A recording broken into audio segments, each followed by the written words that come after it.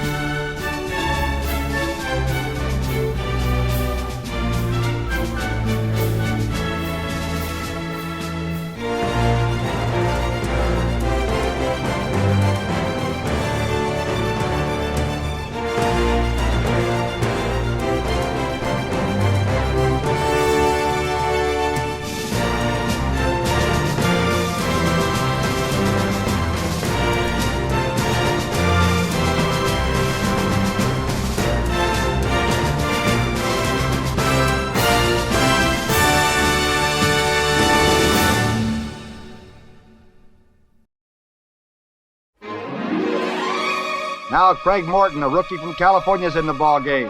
He's 6'6" tall. Here's the fake. He's going to throw. He's going for Bob Hayes. Hayes on the post pattern, juggles the ball and still has it. Hayes will score easy and jog in. First down on the Eagle 30, shotgun formation. Craig Morton back. He's looking for Frank Clark. Clark is open. Clark has a step and scores for Dallas.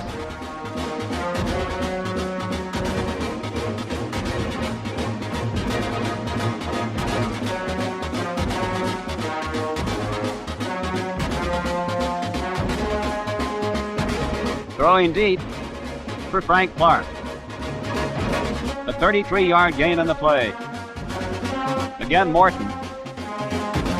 This time to Clark. A touchdown for the Cowboys.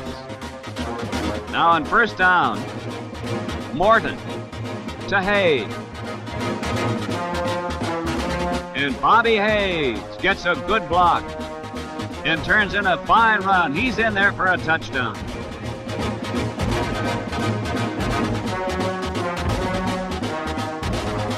Morton back to pass. Gets turned around and turns it into a gain of 8 yards.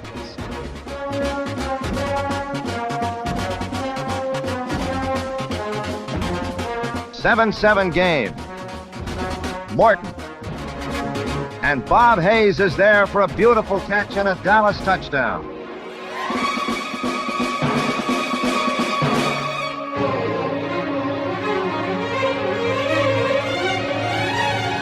And Morton, his receivers covered, runs down the sideline.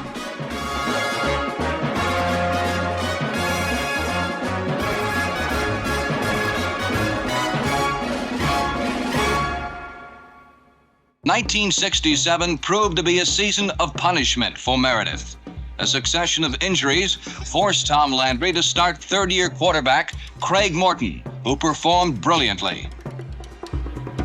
Big, strong, and durable, Morton displayed that certain winning quality that portended future greatness.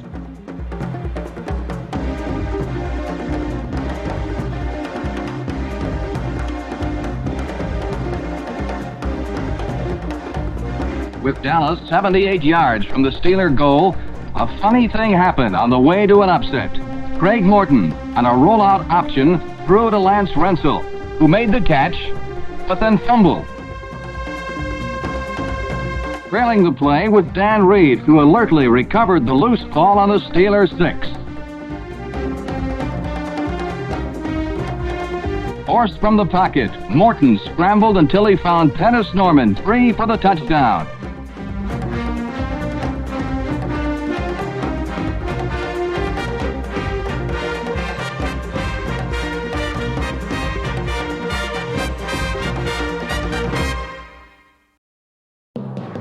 The Cowboys will start number 14, Craig Morton.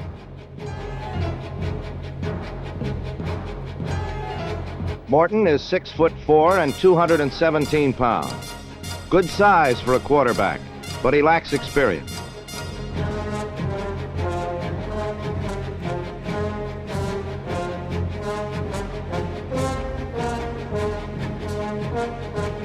In 3 seasons of NFL play, Morton has started exactly 3 games.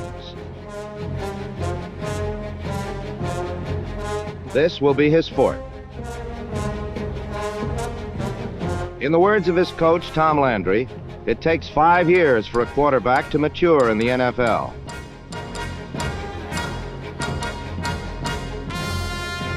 Craig Morton will indeed gain a measure of maturity today.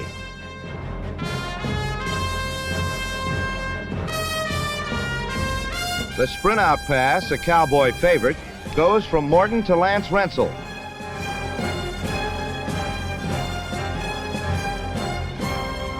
An 85-yard drive, the Cowboys' longest of the day, is climaxed with a scoring pass. The situation is 3rd and 4. Morton throws a spot pass to Hayes for the yardage. Hayes eludes 3 tackles before doing what he does best.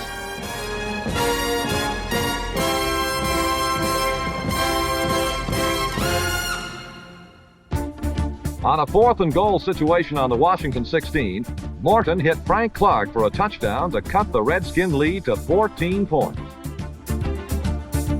60 seconds later, on a rollout, Morton passed to Pettis Norman for a touchdown.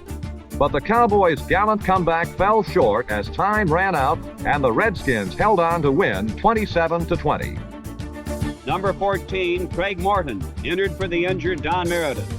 The results were the same as Morton found Dan Reeves for the Cowboys' 17th point and a comfortable halftime lead.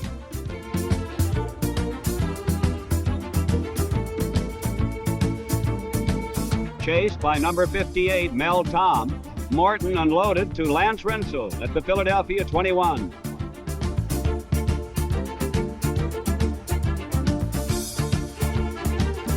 In the third quarter, the 49ers added a field goal before the Cowboys started to move. Craig Morton, now at quarterback, hit Hayes in the flat, and the rest was all Hayes as he scampered into 49er territory.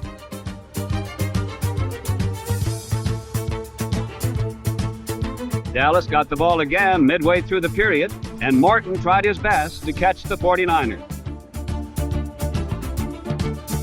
This drive was highlighted by two Morton to Renzel areas, the first one covering 20 yards.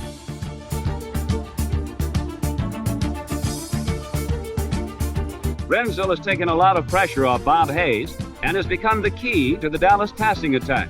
On this touchdown, Renzel demonstrated his ability to catch the ball without going out of the end zone, the mark of an excellent receiver.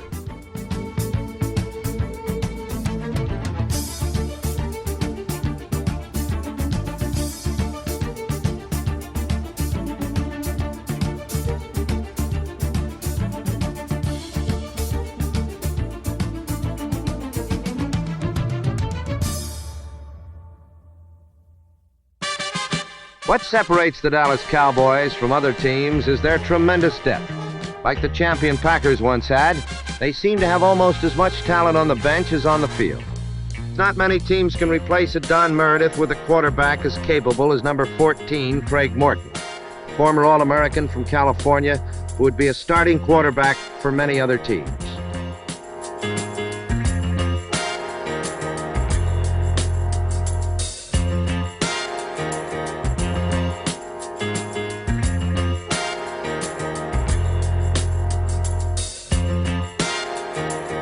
Each time Morton has taken over for the oft-injured Meredith, he has come through, and today would be no exception. On this play, Morton wasted no time in proving there would be no let-up. Rensel's touchdown made it 30-17 as the quarter ended.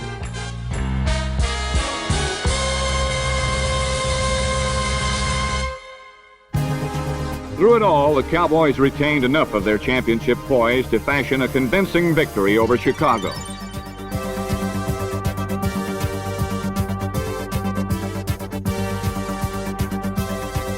Craig Morton subbed brilliantly for ailing Don Meredith, although this touchdown pass to Bob Hayes was nullified when Morton ran past the line of scrimmage.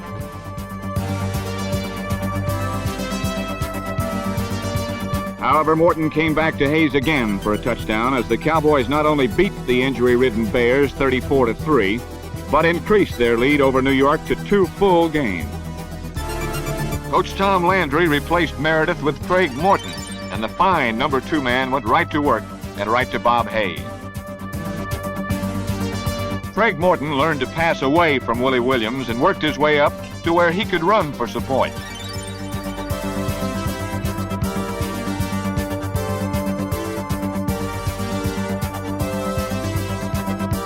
Morton played a little more than half the game and completed 14 of 20 passes. On the final drive, he hit Lance Rensel on several occasions, and Rensel got into the spirit of the season by putting some figure skater moves on the defense.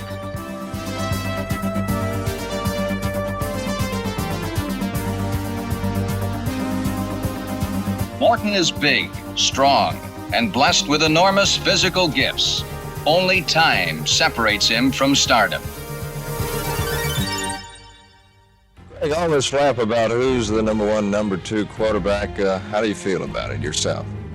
Well, it's very obvious to me that Don Meredith's still #1 quarterback, and excuse me, throughout the season, my job has been to come in and perform as well as I could under the circumstances. And I did get a chance to play a little bit more this last week. I think they wanted to rest Don, and Don didn't get off to a particularly good start, but that's something that happens. How long does it take you to sort of get the feel of the ball game and get warmed up? Well, I'd like to have a little longer than I usually have. I usually have about 5 seconds and I'm ready. That's all I have, and that's what I'm expected to do, so I have to perform under those conditions.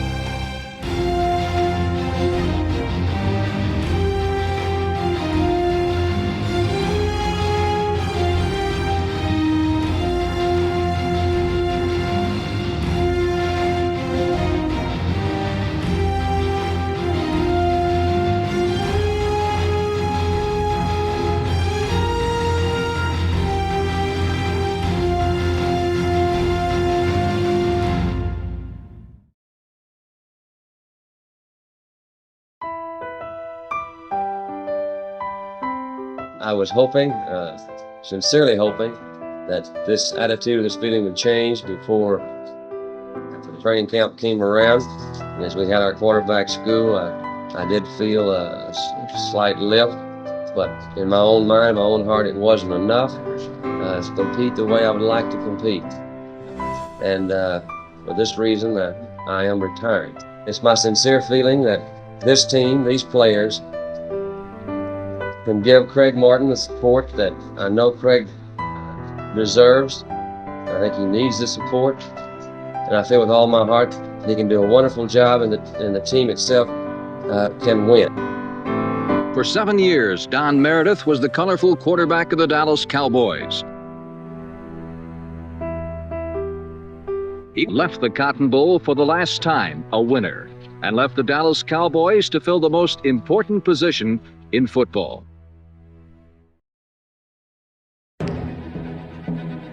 The new general of the Cowboys was Craig Morton. Morton had patiently waited 4 years for his turn to come, and now it had arrived. The apprentice became the master craftsman. The game's longest play was produced by Cowboy quarterback Craig Morton, who rolled left and threw back right to number 25, Les Shy, for a 49-yard touchdown. Undaunted, Dallas struck back on a screen pass to Hill, who steamrolled 24 yards through the Eagles' secondary.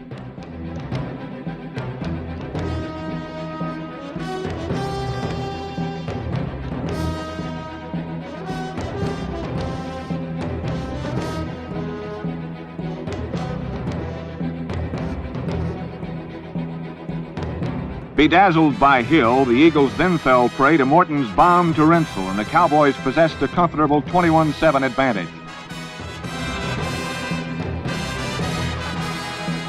Craig Morton scrambled free of the rush and found Dan Reed, number 30, unmolested at the Eagle 10 for a touchdown.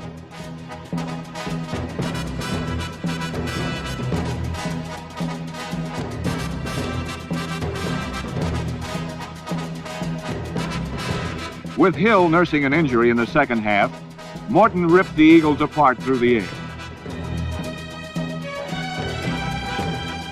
On one pass to Rensel and another to Homan, Morton steered Dallas to its last touchdown.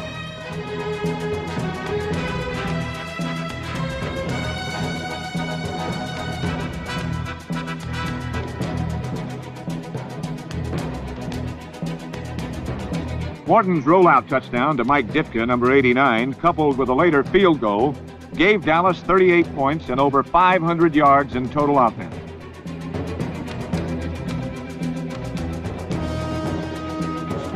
Cowboy quarterback Craig Morton, number 14, consistently shredded the Falcons' deep defense.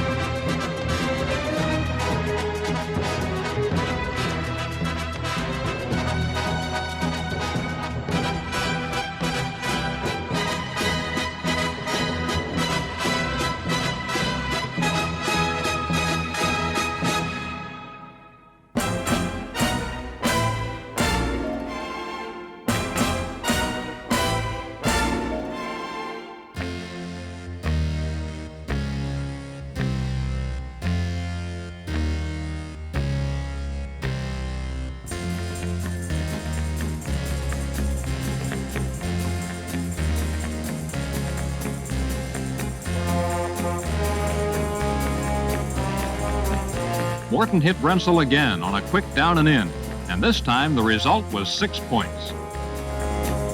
A repeat from the end zone shows how the touchdown looked to Al Nelson.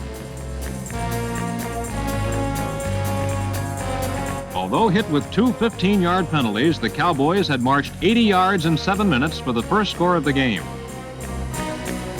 Morton coolly hit Rensel again on a down and in, and again came up with a touchdown. On the end zone replay, watch the protection Morton received from his lineman as he fired his 7th straight completion to one of the great receivers in the NFL, Lance Rensel. Morton hit Hayes cutting across the field, and the ex-world's fastest human sped the rest of the way untouched for his first touchdown of the year. On a replay, a great fake stopped the Eagle line and secondary as Morton hit Hayes over the middle.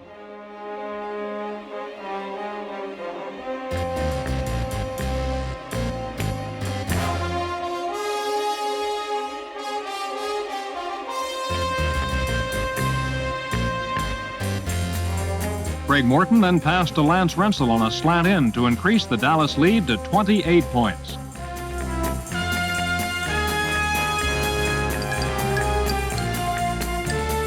A replay shows the blocking Morton received that enabled him to spot his target and hit him in the end zone. It was Rensel's 3rd touchdown reception of the day and gives him more touchdowns than he had all last year. Dallas had the ball on the Eagle 31, and Morton had all day to choose a receiver. He threw to Pettis Norman, who went to his knees to make the catch all alone. Morton had his 5th scoring pass of the half and his share of the club record.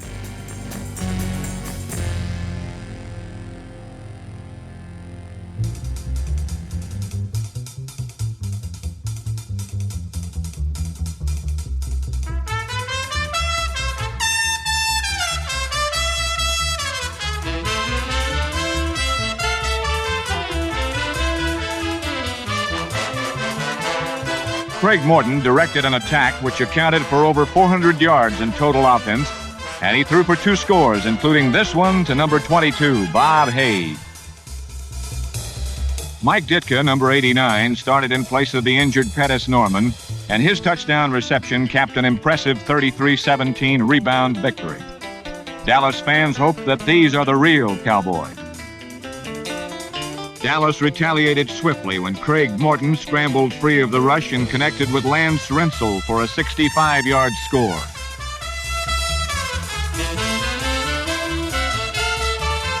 Craig Morton brought the Cowboys back with a rollout touchdown pass to tight end Mike Ditka, number 89, and at the half the score was tied.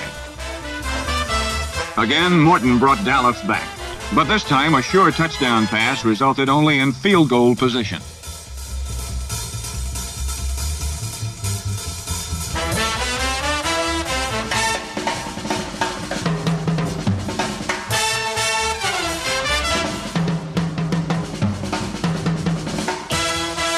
Morton and the Cowboys still would not fold. A 99-yard drive culminated with passes to wide receivers Bob Hayes, number 22, and Lance Rensel, number 19, to pull the Cowboys within 1 point at 24-23.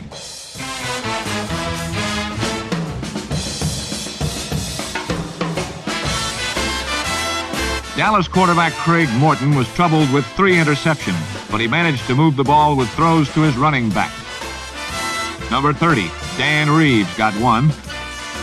The other Cowboy running back, number 32, Walt Garrison, was the game's leading rusher.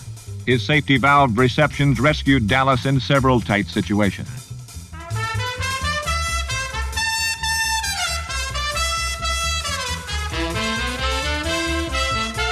Finally, in the 3rd quarter, Dallas capitalized on a recovered fumble and pulled into the lead with a 31-yard strike to flanker Bobby Hayes.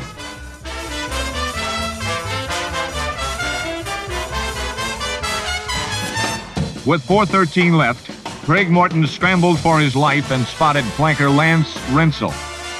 Rensel dove and managed to drag both feet in the end zone to tie the score. Morton produced a score when he rolled left and lofted a perfect strike to Lance Rensel, who was beyond the flailing arms of safety Tom Maxwell, number 42.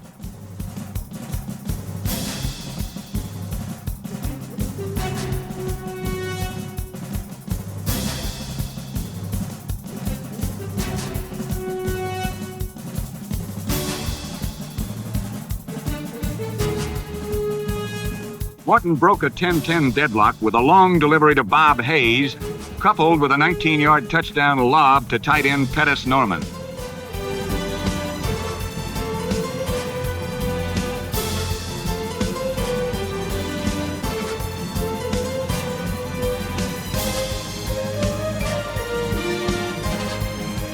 Quarterback Craig Morton was effective with passes to tight end Pettis Norman, who is more used to blocking than receiving.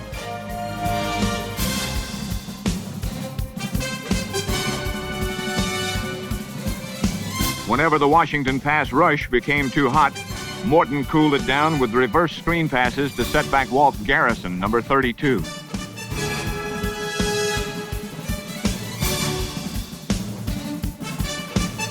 Morton led Dallas to its first touchdown by passing first to Bob Hayes on a deep square-out pattern.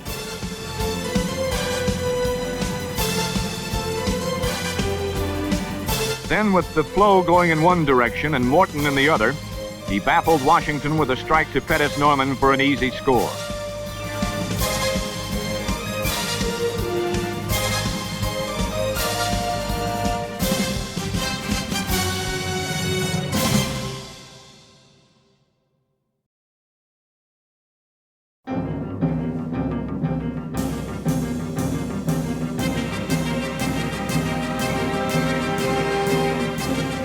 When Dallas tried to pass, they found their receivers blanketed. Morton missed on his first 7 passes, and his favorite target, Lance Rensel, didn't catch a pass until the game was almost over. The reason was the clever Cleveland secondary, which disguised its coverage so well. A confused Morton couldn't tell which of his ends were being single or double covered. Dallas had been held to the incredible total of 39 yards. But at the start of the second half, Morton threw with authority for the first time. It looked like Dallas might move. But again, the Cleveland defense made the big play when it was most needed.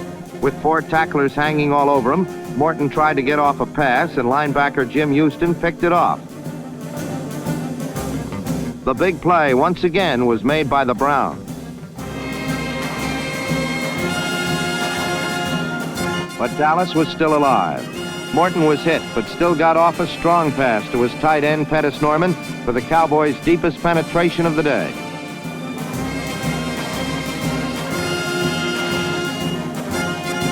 A few plays later, despite a mix-up in the backfield, Craig Morton got a Dallas score to bring his team within 17 points.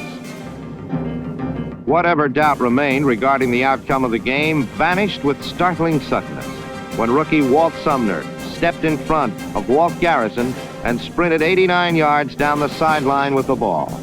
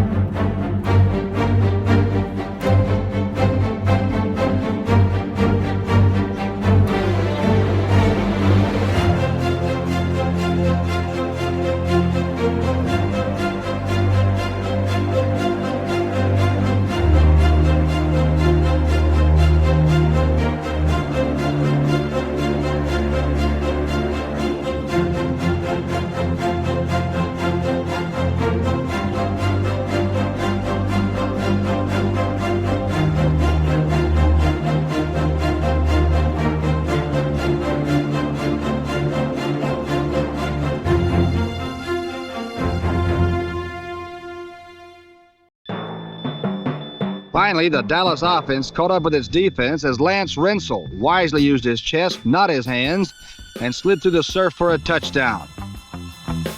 Craig Morton caught the Chiefs in a multiple blitz and lobbed a pass to Bob Hayes. It was an 89-yard foot race between Hayes and the Chiefs' fastest man, Emmett Thomas. It was a mismatch.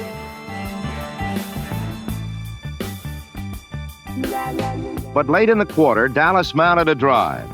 Watch number 33, Dwayne Thomas, as he takes Morton's pass and gets the Cowboys' first down of the game.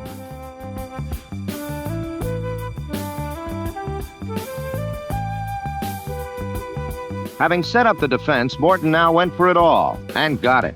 Bob Hayes had Parker beat and the Cowboys were back in front.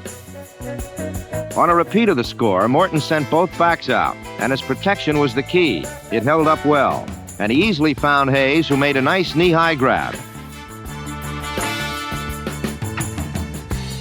The momentum of the game then took a sudden turn, and it was another big play from the Cowboys that did it. Morton again went for Hayes deep. Defender Willie Williams just nicked it. Hayes made the bobbling catch, and the world's second fastest human had given the Cowboys a 17-6 lead. Craig Morton turned Washington pressure into big gains.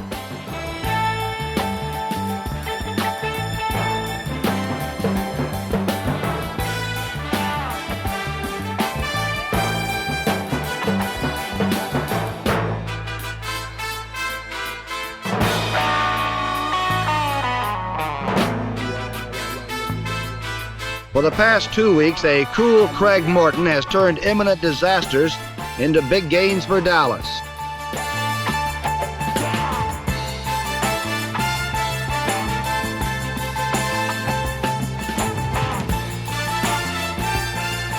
Against Green Bay, Morton used Bob Hayes as an outlet receiver and as a long-range missile to cut through the Packers' deep defense.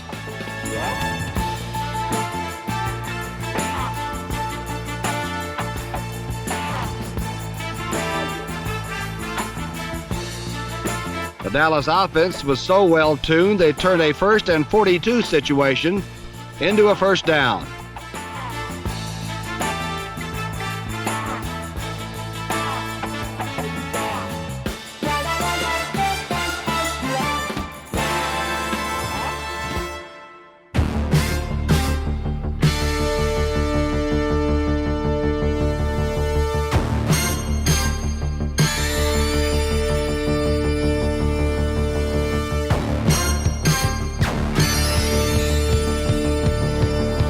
The first Cowboy touchdown was produced by seldom-used receiver Reggie Rucker, who took a simple slant in from Craig Morton and converted it into a 52-yard explosion.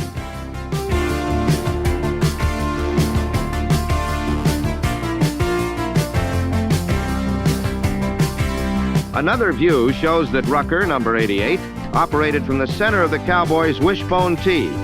Even with the defensive flow moving to the left with Rucker, Morton speared him cutting against the grain, and the willowy receiver glided expertly through the middle of the Oiler defense. Quarterback Craig Morton laid open a gaping wound in the Oiler defense with a 38-yard scoring strike to Bob Hayes.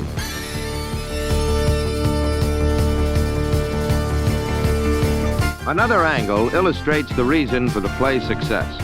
Operating behind flawless protection, Morton combined with Hayes on a deep crossing pattern that beat both Hayes' primary defender, Leroy Mitchell, number 41, and his deep help, safety Ken Houston, number 29.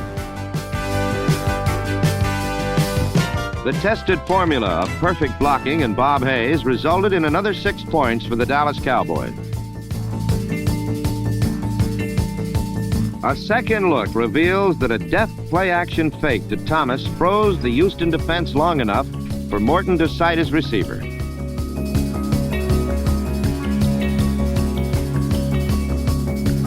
While Bob Hayes sifted through even double coverage, Walt Garrison slid into the unprotected areas in the Oilers' zone and ravaged it with some reckless running.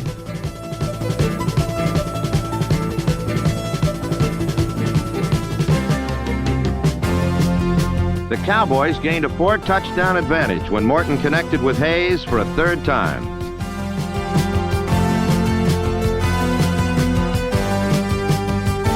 Once again, Morton's protection was perfect.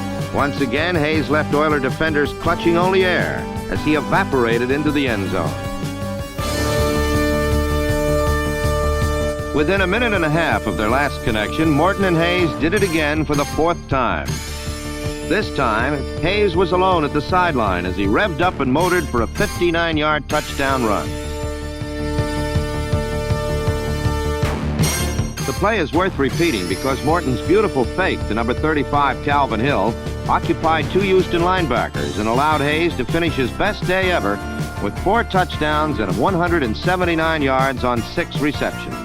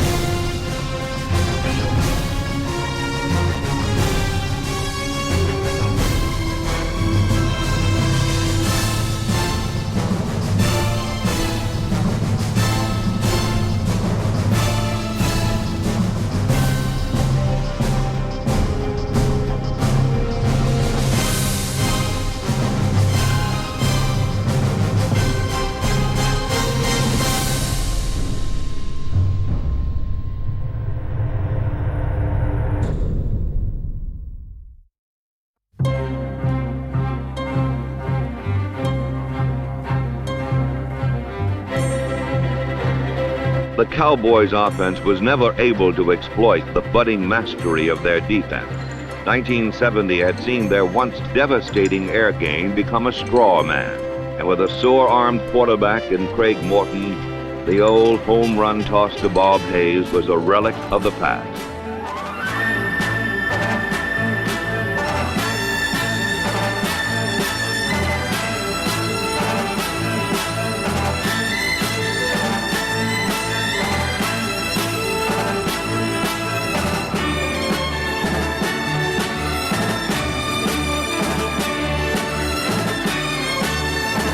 Dallas's inability to mount a consistent passing attack unleashed the full fury of the 49er front four, and Morton endured a fearful beating.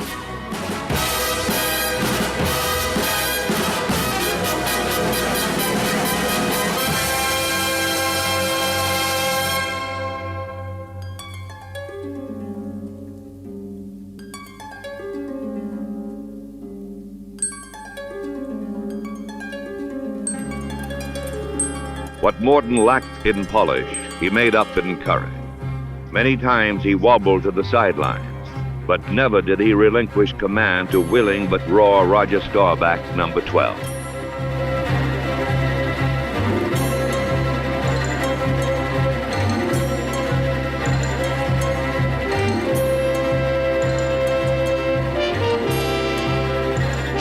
An all-out blitz left no one to guard Garrison, who found a clear path to 6 points and a 17-3 Cowboy lead.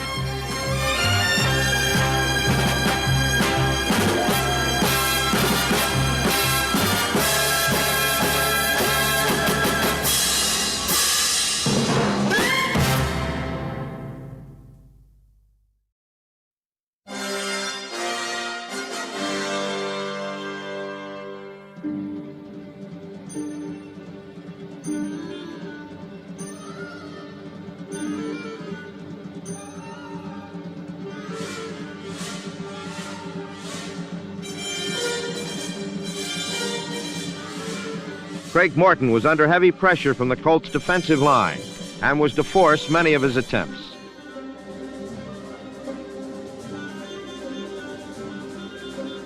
In fact, the entire front four of the Colts had been under-publicized this year. But today, Bubba and Billy Ray Smith, Fred Miller and Hilton would make an imprint on Morton, Thomas and company that would leave its mark for a long time to come.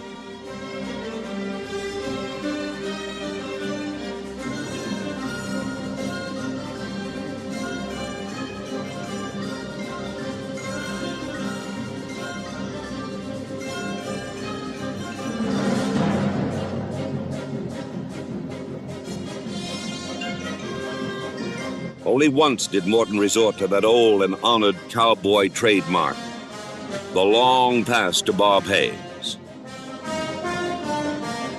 Then one of the big plays of the game occurred as Morton's play fake was so perfect, it caught linebacker Ted Hendricks committed in the backfield. Fortunately for the Colts, number 83 Hendricks continued to charge in rather than drop back.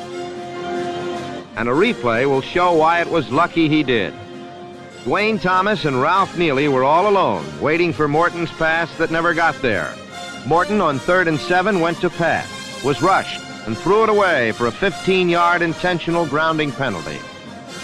So once again, the Cowboys failed to get 7 and settled for another three-pointer and a 6-0 lead.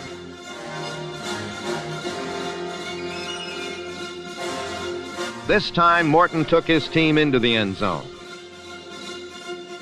First, Landry called for the short flip to Dan Reeves that had worked earlier, and it worked again. Reeves easily beating number 56, linebacker Ray May, to the 7. Then on a textbook play-action fake, Morton caught everyone on the Colts, and Dwayne Thomas took his pass and scrambled into the end zone as Billy Ray Smith's tackle came too late. The Cowboys took the momentum back and took a 13-6 lead with 7 minutes left in the half.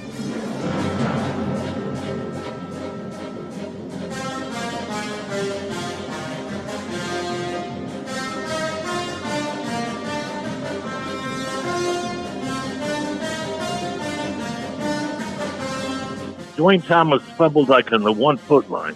And in those days, they didn't wait to unpile anybody. They just, when the ref saw something and they thought that that was a decision, they just started saying it's Baltimore's ball, Colts ball.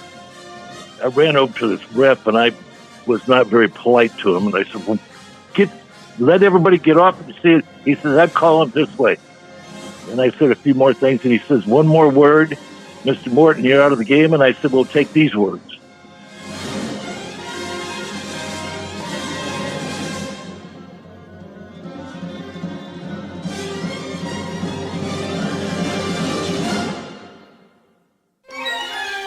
A pass intended for Walt Garrison was deflected into the hands of the Colts safety, Rick Volk.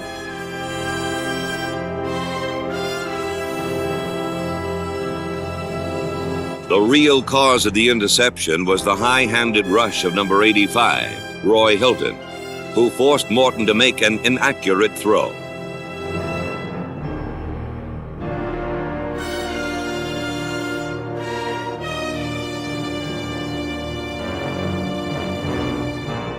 Tom Nowatzki powered into the end zone, and Super Bowl V was a tie game.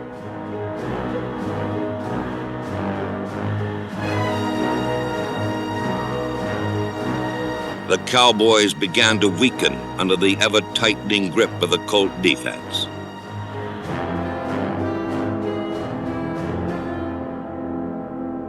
A pass from Craig Morton bounced off the fingertips of Dan Reeves and was intercepted by Mike Curtis.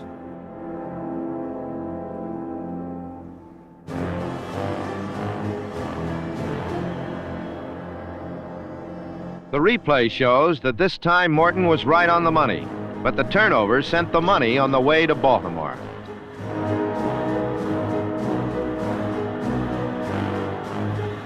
With 9 seconds to go and the Colts on the Dallas 25, there was only one thing to do, and rookie Jim O'Brien did it. It's like 3rd and 13, and I go over to Coach Landry, and he said, well, let's do this play. We'll half roll, and there'll be something in the zone that you can hit. I said, Coach, let's just play for overtime. And then we get everything situated. We don't have to do this third down and everything. No, let's do this. So do the play, goes through Danny's hands, right into Mike Curtis. They kick the field goal, game's over.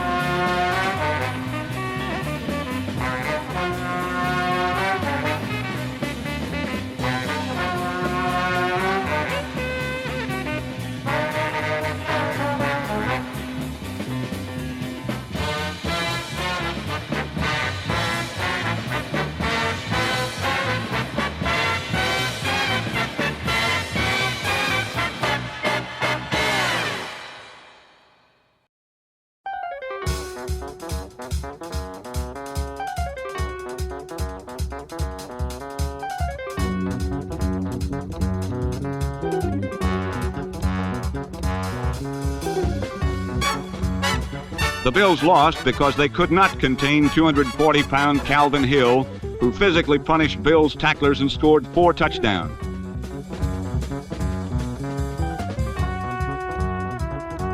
Quarterback Craig Morton threw only 14 passes, but completed 10 of them for 2 touchdowns as Dallas escaped with a 49-37 victory on a day both defenses took a long rest.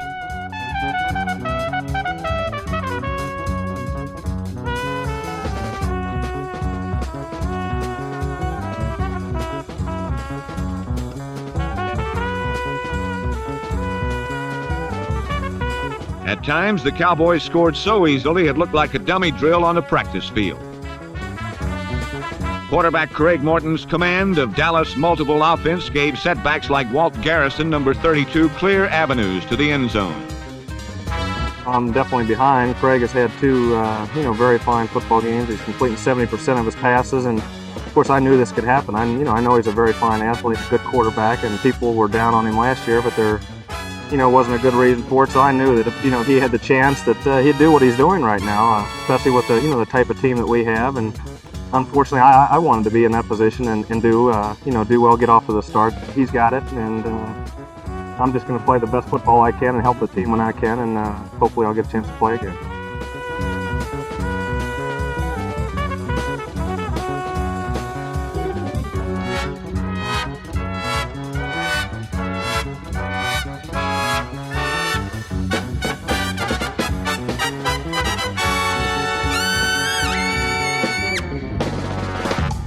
The Dallas Cowboys have quarterback problems too. Only Coach Tom Landry has decided to solve his in a unique way by rotating on every play Roger Staubach and Craig Morton, the NFC's top and fifth-ranked quarterbacks.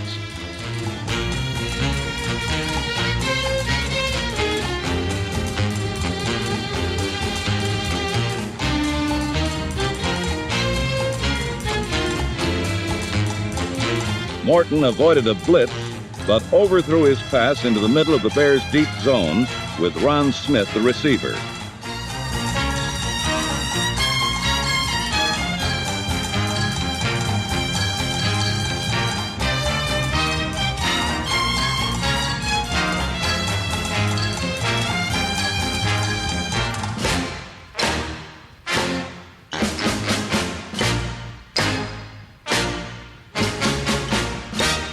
Drop passes and major penalties slowed down the momentum Morton had gained on the drive, and whatever momentum he had, ground to a halt. At the start of the second half and trailing by only 4 points, Dallas discovered their tendency for error was still with them. Craig Morton's reaction to the dropped pass underlined the frustration felt by both Cowboy quarterbacks today as Tom Landry continued to alternate them. Morton's anguish seemed compounded as after each play, he had to walk stoically away from the action as Staubach took his place.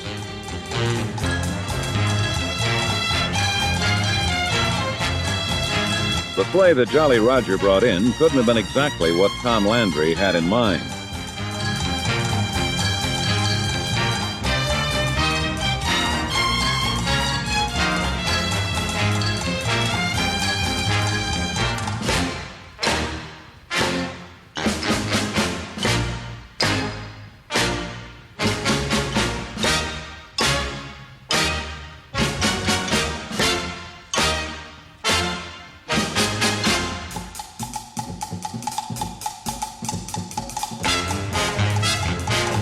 Then Morton, rolling out to his right, hit wide receiver Gloucester Richardson, who had beaten Charlie Ford.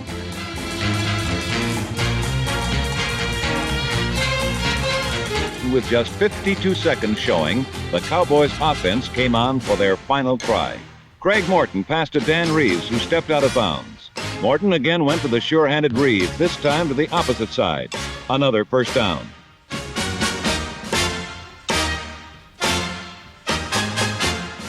Six seconds left in the game.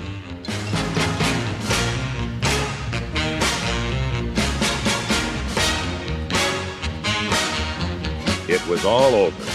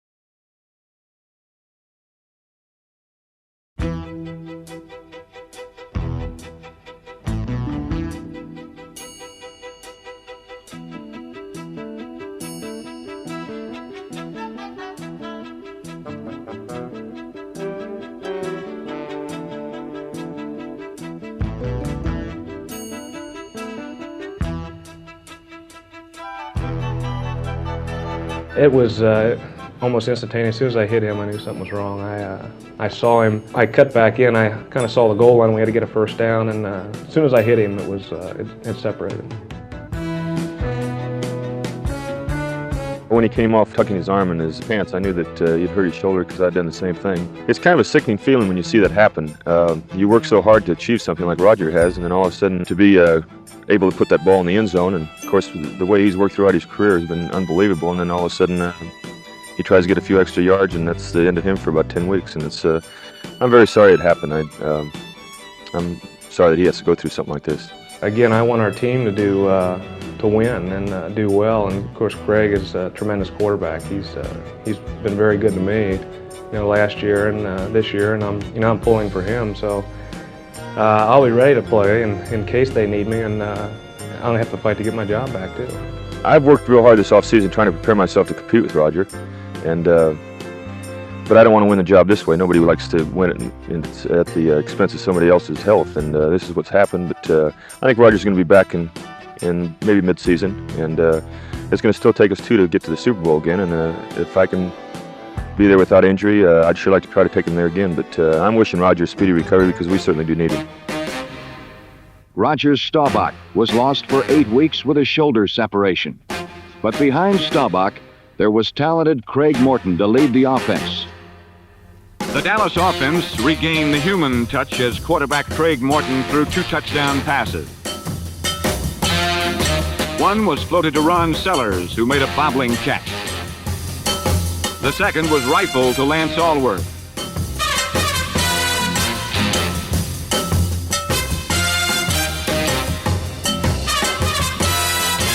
The Cowboy offense was still complex, but it was creaky.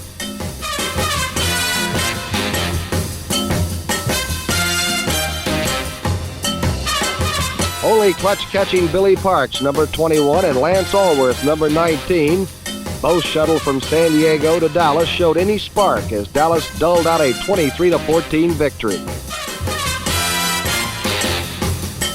Hill scored the first 2 Dallas touchdowns, the second coming on a zone-splitting pass by quarterback Craig Morton.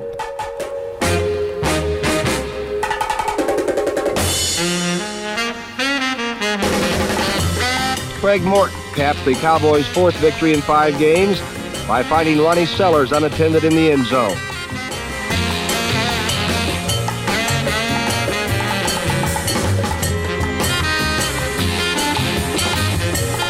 On the next play, Craig Morton lofted an apparent touchdown to Sellers.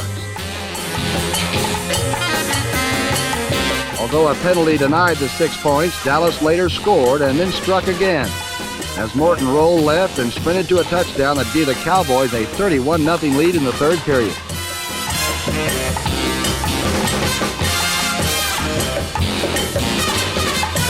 Led by quarterback Craig Morton, the Cowboys exploded for 33 points.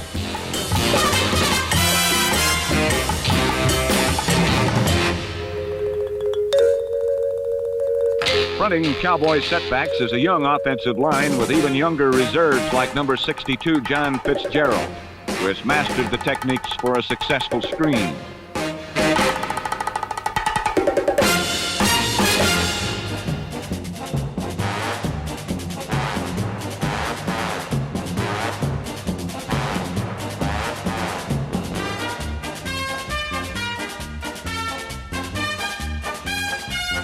Dallas's first touchdown came when Walt Garrison, number 32, sifted out of the backfield, and Gene Fugit, number 84, neatly screened Nate Ramsey, the Eagles' sole defender.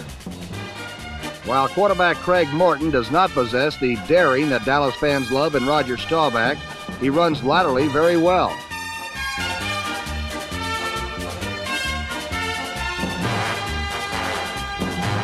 And unlike Staubach, he likes to go to the bench for the very next play.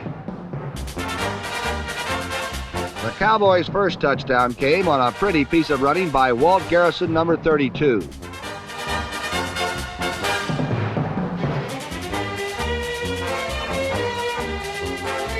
Turnovers led to all 3 Dallas touchdowns, which were all scored by the same man, versatile Walt Garrison.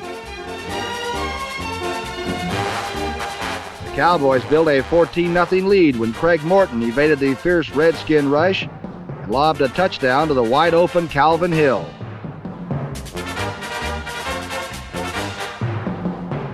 Hill's touchdown is worth reviewing because on that play, he was covered by number 32 Jack Pardee. Seeing Morton rushed, Hill sped to an open area and his persistence was rewarded by 6 points. Dallas built a 28-3 halftime bulge when Morton sent his line to the left and he rolled right. The sucker play completely fooled the befuddled Redskins and Morton scored easily.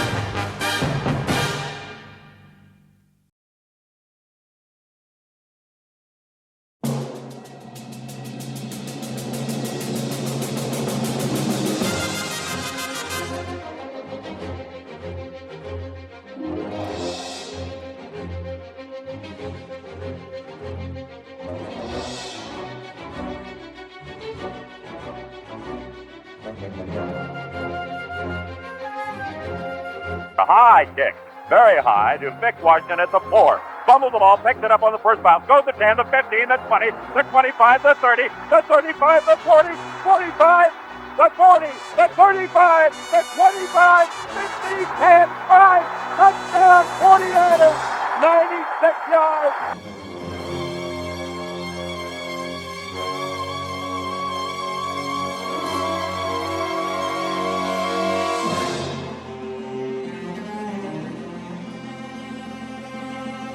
This is high and rather short to Harris at the 8. He's up to the 10, to the 20. He's got some blockers. He's to the 30. He's out of bounds.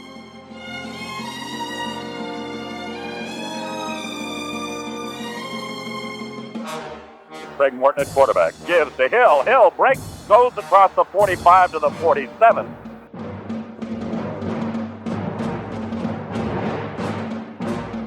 Morton will put the ball down, place it down, it's kicked, and it is good.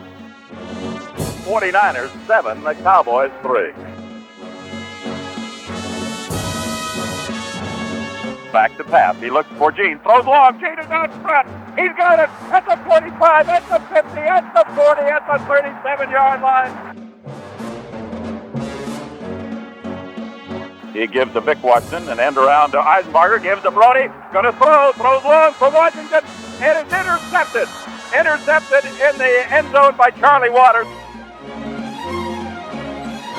Morton straight back to pass, slips and falls, gets up, runs, is hit, fumbles the ball, it's recovered by the 49ers, I believe, and let's see if it's the 49ers ball, it is at the 15-yard line. Fourth down, long pass. Driver dives. He got it. Touchdown 49ers.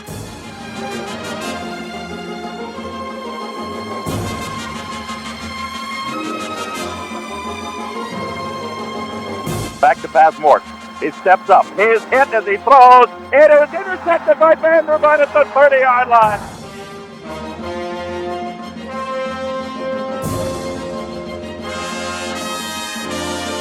Brody. And fakes on a draw. Throws for the end zone for Washington. He has it at the 2-yard line. A great pass by Washington. 49ers 21, the Dallas Cowboys 3. 49ers lead 21-6. Hill falls down. Morton with the ball is hit as he gets to about the 46. Back to pass Morton. He has time. He looks. He steps up. He throws. It's complete to Allworth. And he'll go in for the touchdown as Jim Johnson slipped and fell.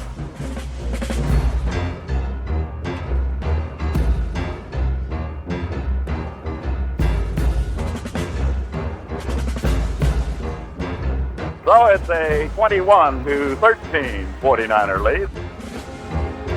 Back to pass is Morton. Has time. Steps up, throws over the center, and it's intercepted by Vanderbilt. He is to the 48-yard line of the 49ers. It was out of the hands of Billy Park and intercepted by Skip Vanderbilt. Morton gives to Hill, hit behind the line of scrimmage, fumble. Morton recovers, I believe, on the 1-yard line. No, the 49ers have it.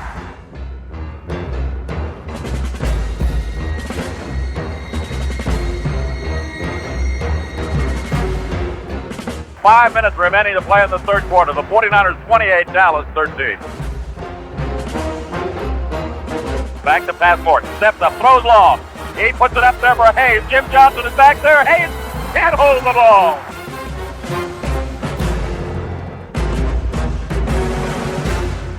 Roger Staubach is coming into the ball game here for the Dallas Cowboys. It's Craig Morton has put 13 points on the board, and that's it. Staubach on 2nd and 20. Staubach straight back to pass. Hardman is after him. He gets away from one man, gets away from another. Edwards has him, he gets away from him. He is hit, he fumbles the ball, and Wilcox has it at the 32. Gossett missed one from 40 yards straight away a while ago. Plays down, kick, and he missed it. He missed it off to the left. Gossett has missed 2 field goals, and the Dallas Cowboys will take over at their own 20, 13:25 remaining. Staubach looking for the quick pass. Now rolling out, now in trouble. Down it goes, Hardman has it. Back at the 10-yard line. On first down, Staubach gives to Hill. Hill breaks to the 25 to the 30. Still going on his feet. His big chance from behind him may go all the way to the 40-yard line of the 49ers to the outside. Caught from behind at the 32-yard line. Staubach back to pass. Steps up, throws for the end zone. Touchdown for Dallas as Billy Parks makes the catch with a 1 minute 30 seconds remaining. The Cowboys get the touchdown. Rich to kick off. And he kicks a short one, and the 49ers level it, and the Cowboys get it. The 49ers had it, but the Cowboys get it.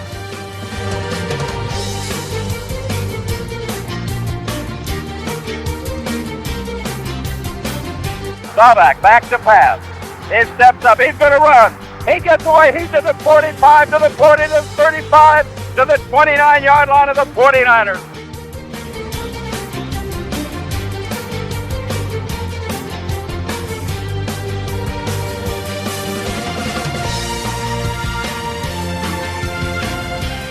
A minute and 3 seconds remaining.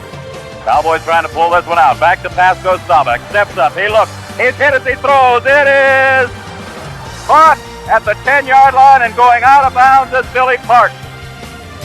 Staubach maybe changing the call. Staubach going back to pass. He has time. Throws. Touchdown for Dallas. Touchdown for Dallas to Ron Sellers.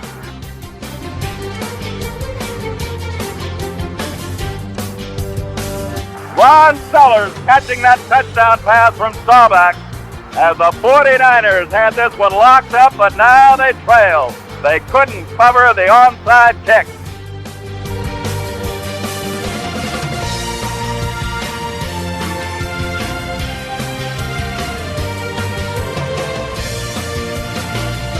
And the fellow who was hugging Staubach the hardest was none other than Craig Morton.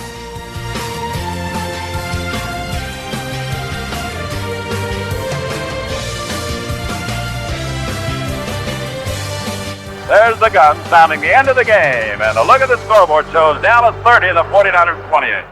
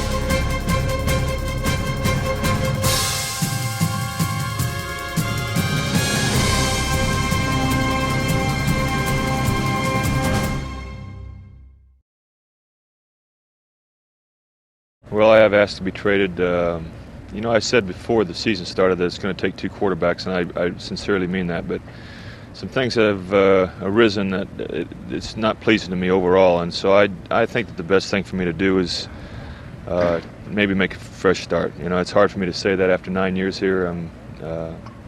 I'm very happy in Dallas, but I think there comes a time when you really have to sit down with yourself and see what's the best thing for one person to do, and mainly yourself, and that's why I've asked to be traded.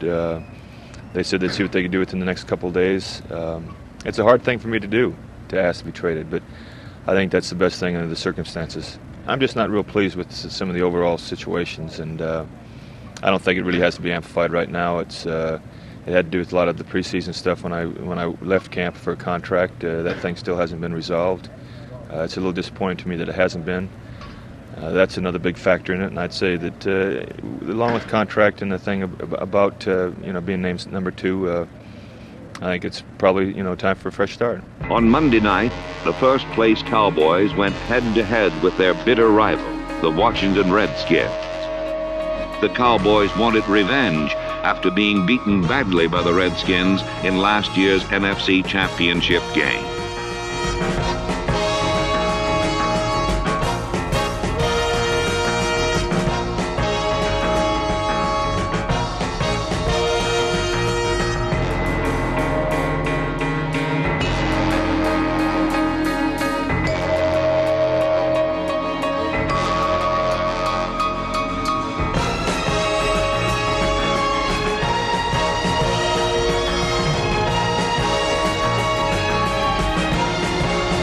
This roars of pro football rivalries was uglier, bloodier, and only more civilized than a cockfight.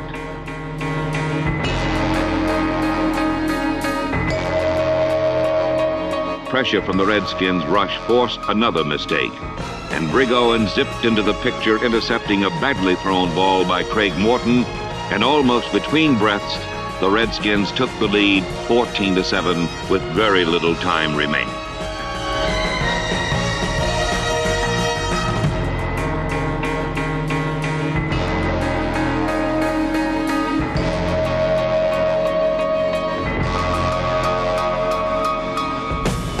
Jubilantly, the Redskins rushed to Owens, releasing the passions built up through this toughest of games. And celebrating wildly, Washington nearly spent itself before the clock was expired. For Craig Morton rallied the Cowboys, and with 29 seconds still remaining, he stood facing 4th down at the Washington 4-yard line.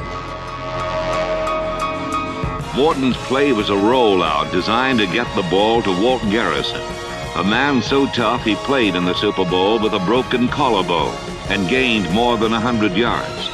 And suddenly, as if in a cockeyed dream, there was Ken Houston restraining Garrison at the 1-yard line and throwing him back to preserve a victory that had been celebrated long before the final gun.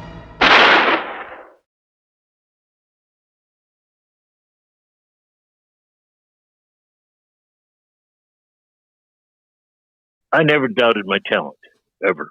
I never went into a situation that I didn't think that I could be the starter.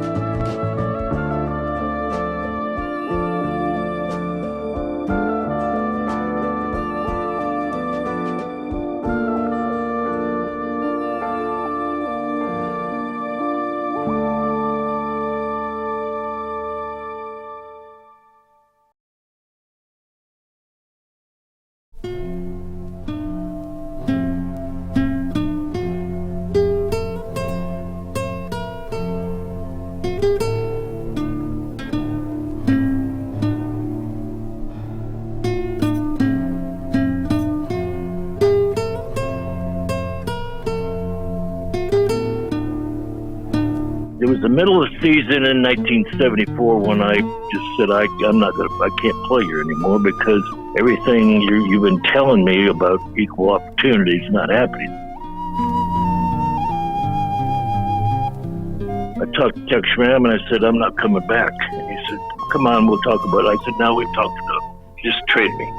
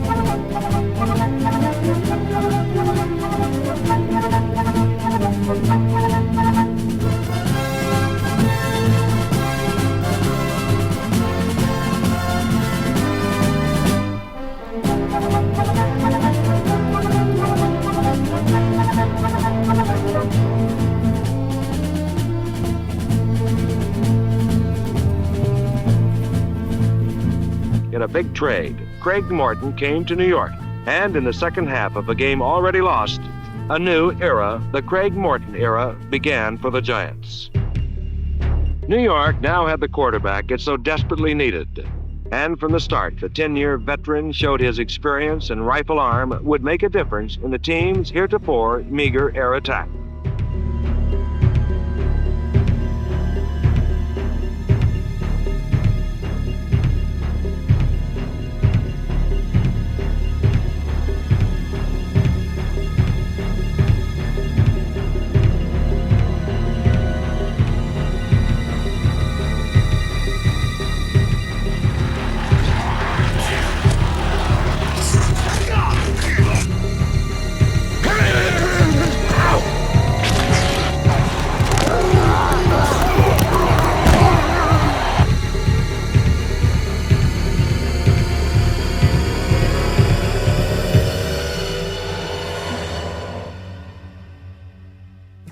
Number 15, Craig Morton, was going to move the Giants last Sunday, and his first target was number 27, Bob Graham. At the Chiefs' 7, Morton honed in to number 84, Walker Gillette, and it was suddenly even Steven, 7-7. Despite Kansas City pressure, Giant aspirations did not falter as improved execution, heavily seasoned with good karma, allowed the Giants to pick up 2 more field goals to lead in the fourth period 26-17. After an excellent kickoff return, Morton pitched a 49-yard catch-and-run to number 26, Joe Dawkins. Craig Morton made his first start a winning one as he passed for 256 yards and 2 touchdowns against the Chiefs in Arrowhead Stadium.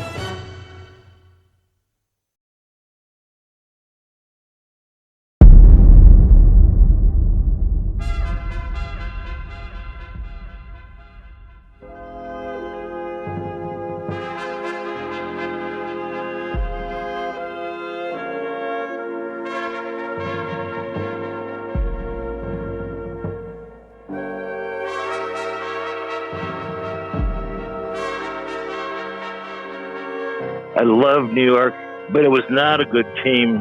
The mayors are great owners, and we had some great players, but it was not a team. The next weekend, Craig Morton had another big day. Morton hit on 21 of 32. Morton learned early that his pass pocket was no place to be.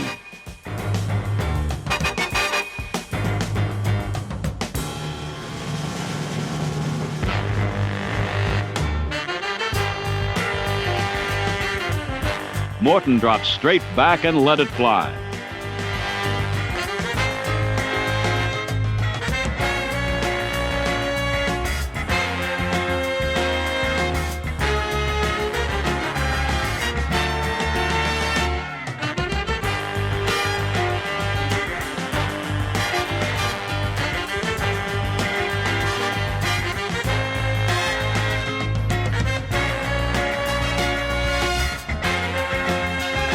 hit tight end Bob Tucker for his 6th pass reception of the game, a big one.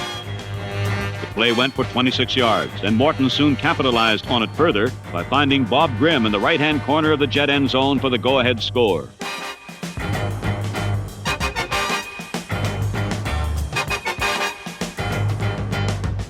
Namath's bootleg touchdown tied the game and sent it into sudden death overtime. Here the Giants got a big break by winning the coin toss. But it would be the last bit of good fortune the team would receive in a long, long while. The Giants drove to the Jet 25, where Pete Gogolak attempted to put the game away. In a controversial call, the officials ruled Gogolak had missed by inches, and the Giants' opportunity was gone. The Jets, not the Giants, were the victors in the first sudden death overtime to be decided under the league's new rules. Thus began for the Giants a string of last-second losses unparalleled in league history. Brad Van Pelt's interception set Giant quarterback Craig Morton in the good position, and number 15 clicked for 6.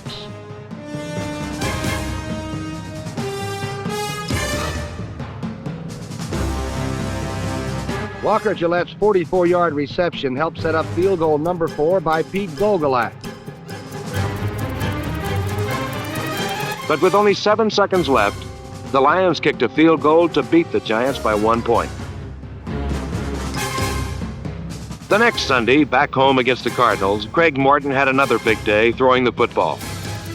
In the third quarter, Craig Morton built the New York lead to 14-6 with a strong pump fake and then a perfect spiral to tight end Bob Tucker in the end zone. With a minute and a half left, Craig Morton found Walker Gillette alone in the end zone, and the Giants led once more, 21-20. But for the third week in a row, the magic was only a mirage. St. Louis rallied, and with just 3 seconds left, won the game. The last-second lightning continued. On a wet, windy December in Chicago, the team battled the Bears to a 13-13 tie until late in the fourth quarter. Finally, with only 39 seconds separating the Giants and Bears from sudden death, place kicker Miro Roeder booted the Bears into a sudden 16-13 victory. In one of the most painful periods in the team's history, they had suffered a 4th successive last-second loss. A total of merely 12 points had separated New York from victory in the 4 games.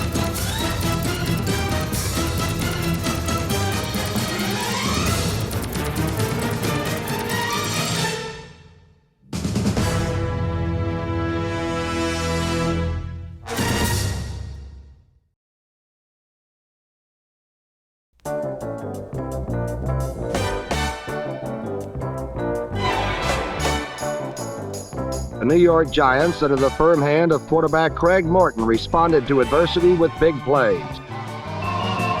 The biggest play came with less than a minute to go, and New York leading 16-14. With it 3rd down and 11, Morton gambled with a 50-yard bomb to Ray Rose.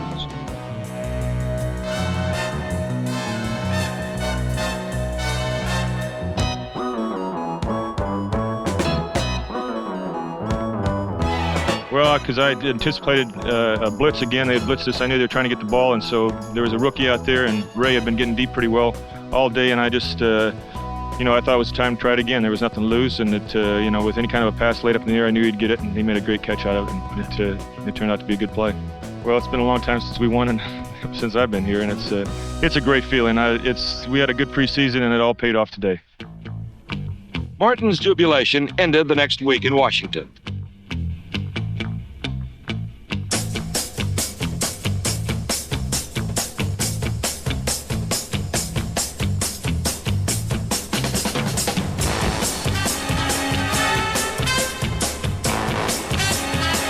In one 8-minute stretch, Morton was sacked 7 times, driving him back till at last he had run out of room.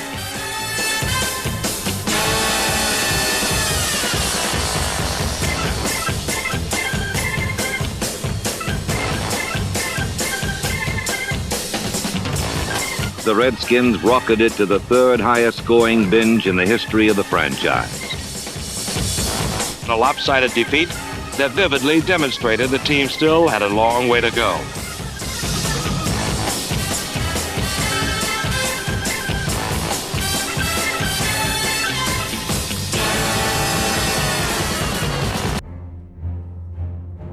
A rash of turnovers resulted in a second straight defeat.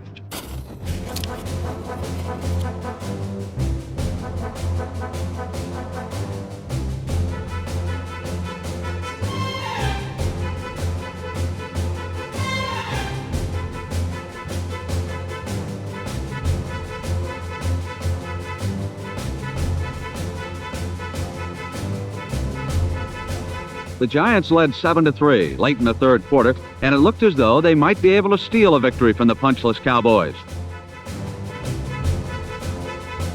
Once again, a crucial turnover led to another loss, this time by only 6 points.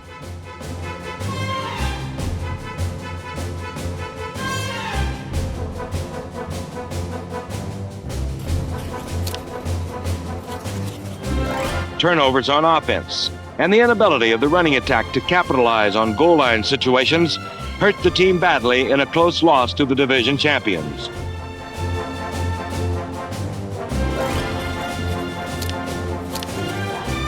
In Week 8, the Redskins were rematched with the New York Giants. The game became yet another ferocious clash of impassioned foes.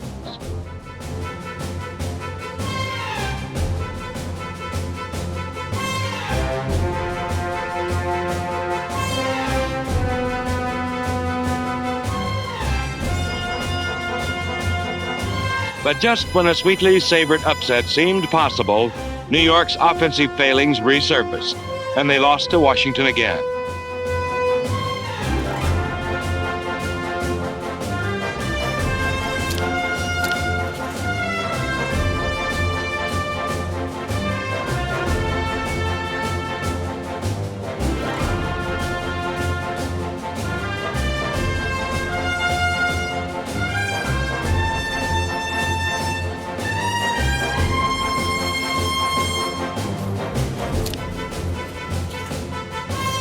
With alarming frequency, the offense would penetrate inside their opponent's 10, then blow the scoring opportunity completely.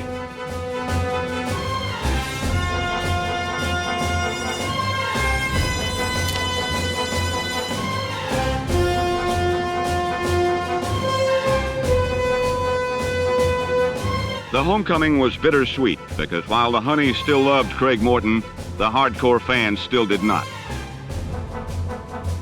For years, Morton rotted on the bench waiting for Don Meredith to retire, an occasion that prompted more rejection when Roger Staubach was piped out of the Navy and placed at the helm of the Dallas Cowboy offense. Staubach generaled Dallas to its only Super Bowl victory, while a fed-up Morton was married to the Giants by a trade. But in the Giants, Morton found a team on the mend, not a well-built unit like Dallas, whose goal is the playoffs. When New York lost to the Cowboys earlier in the season, Morton claimed he called too conservative a game, a fault he was not about to let happen again. Instead of victory with vengeance, Craig Morton crashed against the rocks of the doomsday defense. Like in their first meeting, Dallas blitzed often, a tactic not usually employed against a veteran quarterback.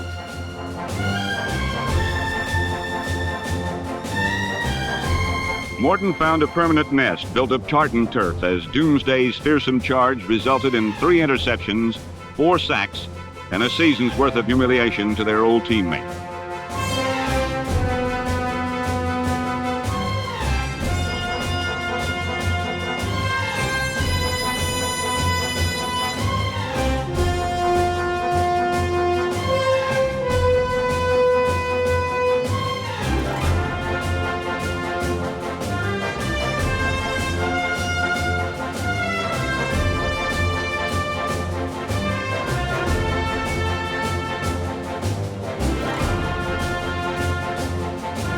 Like so many times in the past, Morton stood silently and died in the hellhole of Texas Stadium.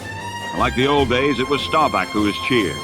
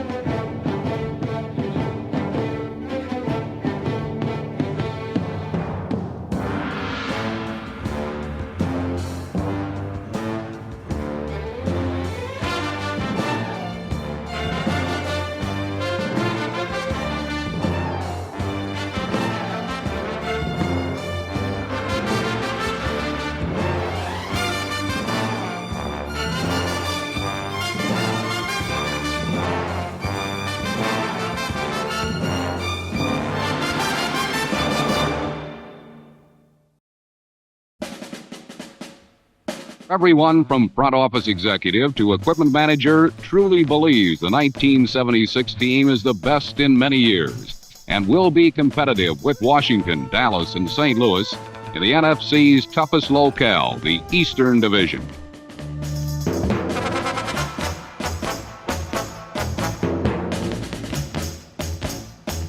With 1:49 left in the first half of this tie game, Morton, with good protection, snapped off a perfect pass to Rhodes, who shook off Ken Houston's flying tackle, then raced down the sidelines to Pater.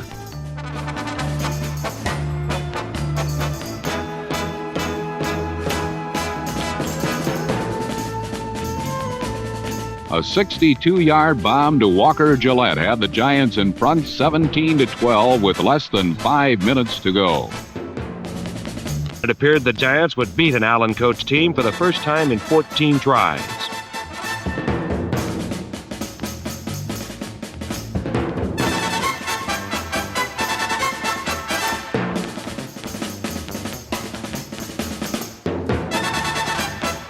Washington's incredible last-second win was a devastating blow to a young Giants team.